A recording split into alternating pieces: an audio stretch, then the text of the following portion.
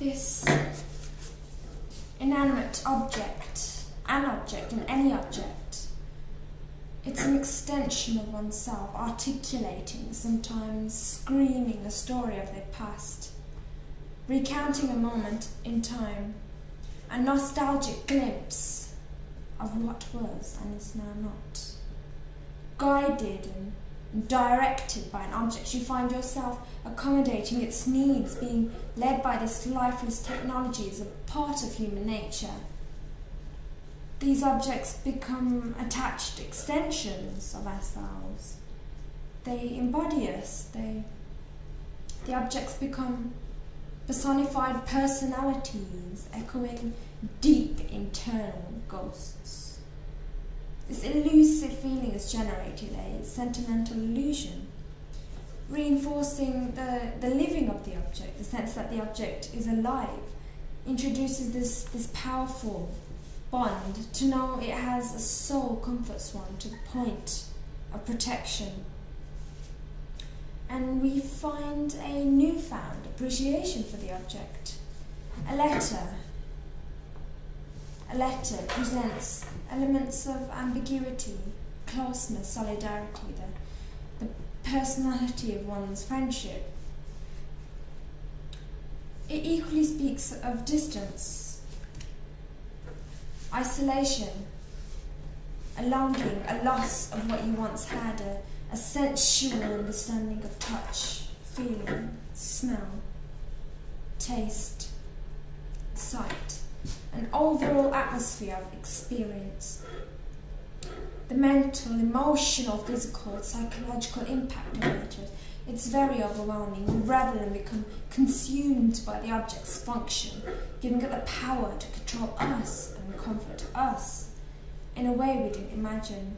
The letter it's an intense reminder, a penetrating connection which provokes one's emotion, a communication, personal and intimate. It presents a subjective impression of the one who wrote it. This handwritten letter, this card, personalized with someone in mind, reveals an indentation, a stain of their habits, a smear of their language.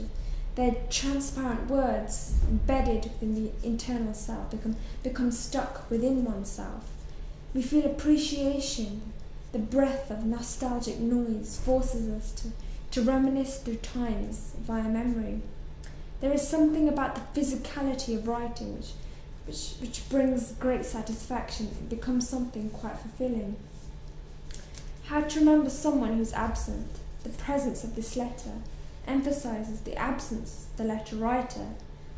And the images, the memories, they begin to erase themselves.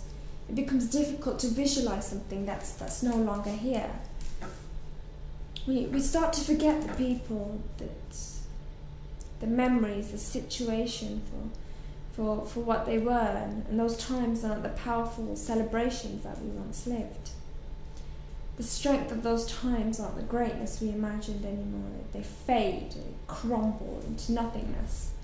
The world impresses on our body in a very harsh way. We are malleable creatures and we're fragile, easily led and swayed. A letter deeply transforms emotion. It changes how we feel and how we think. It's thought that our possessions are as much part of us as our own body. If we grew objects from ourselves, would we establish a new relationship with the objects? Question and value the objects, treating the objects differently, do you think?